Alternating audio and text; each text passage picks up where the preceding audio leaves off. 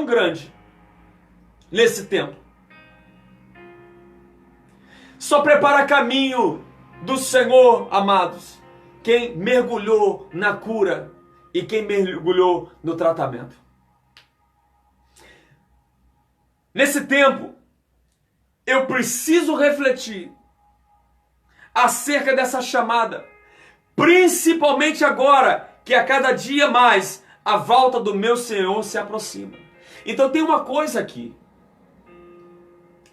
Na avaliação, Jesus chega para os discípulos e fala assim, preste muita atenção. As pessoas que não se deixam ser curadas e tratadas não vão estar apercebidas acerca da minha volta. Elas vão ter uma outra mentalidade. Toda pessoa debaixo de ferida na alma, ela se concentra em si mesmo e nas suas debilidades. Elas ficam cegas espirituais. Elas ficam totalmente desconectadas da voz, do som e de tudo aquilo que o movimento do céu está fazendo.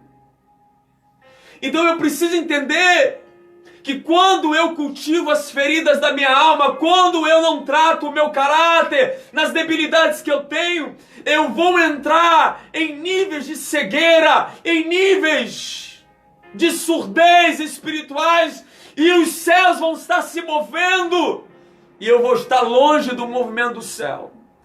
Tudo que estiver no campo do espiritual, eu não vou poder mais discernir. Feridos e não tratados no caráter, não percebe, não discerne o que o Espírito está falando. A coisa é muito mais grave. Preste bem atenção no que nós vamos caminhar aqui. Eu quero que você dobre a sua atenção aí, porque a coisa é muito forte. Preste muita atenção no que nós vamos falar aqui. Eu quero trazer toda a revelação nesse texto para você, porque hoje Deus quer trazer cura e libertação para a tua vida. Hoje Ele te chama para um posicionamento. Hoje você vai se levantar desse lugar que você está e vai tomar uma atitude. Você é responsável pelo nível de cura e de tratamento que você precisa. É você. O nível de cura é tão forte que Davi vai virar para si mesmo e vai falar, por que te abate, ó minha alma? Espere em Deus.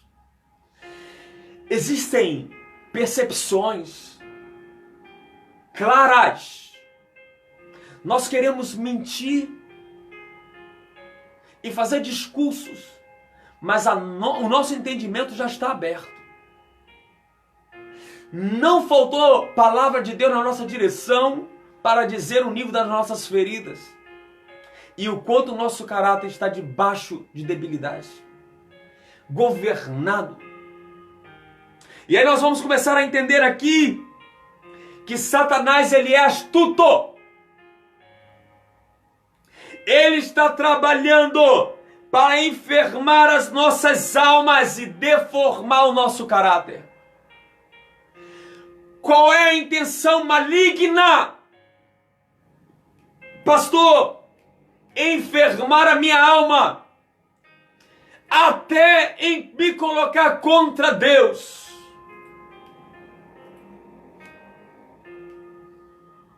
Quando eu olho para Caim,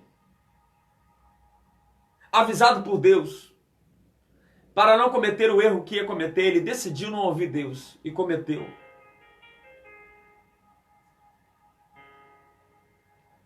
Não há arrependimento.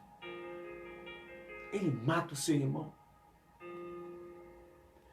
Vive marcado pro resto da vida. Porque as pessoas, elas não entendem as rotas que fazem, que foi um dano que ela fez a ela mesma. Nesse tempo tem muita gente perguntando para Deus por que disso tudo. Se esqueceram das rotas tortuosas que fizeram. Se esqueceram. Eu vou fazer uma pergunta, eu estava hoje à tarde fazendo uma reflexão, porque as pessoas muitas das vezes olham e se perguntam por que o pecado domina de tal forma. E por que nós carregamos essa situação? Deixa eu fazer uma pergunta, querido. Eu estava fazendo uma reflexão. Só hoje. Quantas vezes erramos e pecamos? Para questionarmos acerca do resultado do pecado, nós pecamos mais hoje do que Adão pecou naquele dia. E as formas que pecamos são mais escabrosas do que o pecado de Adão. Então nós temos esse resultado, porque se estivéssemos no lugar dele, no nível em que nós estamos, faríamos pior do que ele. Nós precisamos entender a debilidade em que nós entramos. Como que o diabo está entrando em situações, em casas, nesse momento, casas em que se dizem ser de servos do Senhor. Há uma legalidade, há uma liberalidade. Os céus veio com o juízo da multiplicação do pecado, principalmente da igreja. Porque nós entramos nesse entendimento aqui de servirmos ao Senhor, porque presta atenção, ambos eram servos. Jesus não está falando de um homem de Deus e de alguém no mundo. Ele está falando de um servo que é mau. Ele é servo. Está a serviço do seu Senhor. Mas ele tem um caráter deformado, porque ele é uma pessoa debaixo de ferida. Então o que Satanás quer, pastor, é nos fazer pessoas que estamos na presença do Senhor, mas totalmente enfermos. Pessoas que estamos na presença, fazendo as coisas para o Senhor, mas com um caráter totalmente distorcido. Cheio de situações. E aí nós vamos entender uma coisa. Nós vamos entender algo. Eu quero que você entenda o que Jesus está falando aqui. Porque hoje nós precisamos nos mover de forma que o Espírito Santo nos capacite para um avivamento. Há um despertamento do Senhor nessa noite. Eu quero te dizer que o Espírito Santo nos chama hoje para sermos despertados, sacudidos. Deixa o Espírito Santo lhe sacudir hoje. Deixa ele lhe abrir nessa noite para mostrar as mazelas da tua alma, para mostrar as debilidades do teu caráter, e diga para ele: Senhor, vê se há em mim algum caminho mau, porque eu quero ser guiado por um caminho que me leva à eternidade. Eu quero. Então eu me exponho, eu me coloco, Senhor, à tua disposição. Faça, porque eu não posso estar debaixo de uma proposta de paz, de alegria, de gozo no Espírito Santo, e eu ser privado disso, porque me enclausulei na proposta de viver curado, liberto e tratado. E não me abro, não me exponho para aquele que representa a autoridade na minha vida, para o sacerdote, para o meu líder, o meu pastor. E nós começamos a ver discursos sem verdade. E aonde está o resultado disso tudo? Preste atenção. Quando nós somos tratados na alma, curados na alma e tratados no caráter, saímos da rota. Quando não somos curados na alma e tratados no caráter, saímos da rota do crescimento e passamos a ser dominados pelo maligno. Então, o que acontece? Eu estava numa rota de crescimento, mas em dado momento, palavras, situações, circunstâncias, momentos em áreas da minha vida trouxeram feridas, quer por palavras, quer por imagens.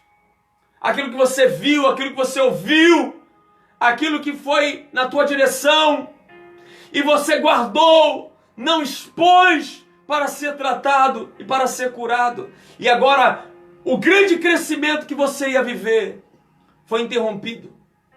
E você entra na rota do maligno. Diga misericórdia.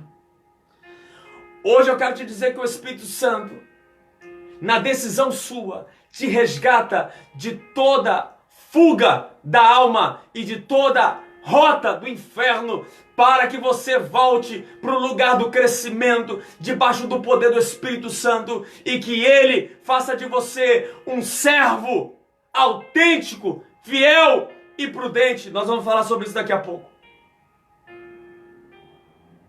E aí quando nós vamos ver que agora estamos dominados pelo maligno, somos adoecidos no relacionamento. Olha o que o texto vai dizer. Agora, porque olhou, não tem percepção, foi visitado, as feridas vieram, a falta de tratamento no caráter, ele começa a ferir quem ele tinha que alimentar. Então os adoecidos no relacionamento, porque foram dominados pelo maligno, agora são agressivos, verbalmente, são agressivos na sua forma de tratar. Eram para ser ferramentas de alimento, de cura, se tornam instrumentos malignos para ferir e adoecer pessoas. Meu Deus! E entram agora, porque uma alma ferida, ela só sabe fazer uma coisa, ela só sabe ferir. E ela começa a entrar nesse processo. Então o primeiro processo dela é que no ambiente da congregação, que ela era para ser debaixo de um crescimento, ter uma palavra de vida, uma atitude que abençoa, uma mão que levanta e profetiza e traz milagres, sinais, prodígios, maravilhas, ele vira um instrumento de ferida no ambiente, mas não para por aqui. Jesus vai dizer que ele deixa o propósito para se tornar ferramenta de agressividade.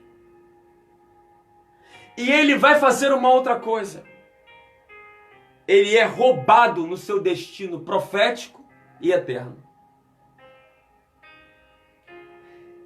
Ele entra em um tempo de opressão. Ele é um opresso. Não tem paz. Não tem alegria. E todas as pessoas se tornam motivo das suas opressões, porque ele não percebe que ele está debaixo da rota do maligno.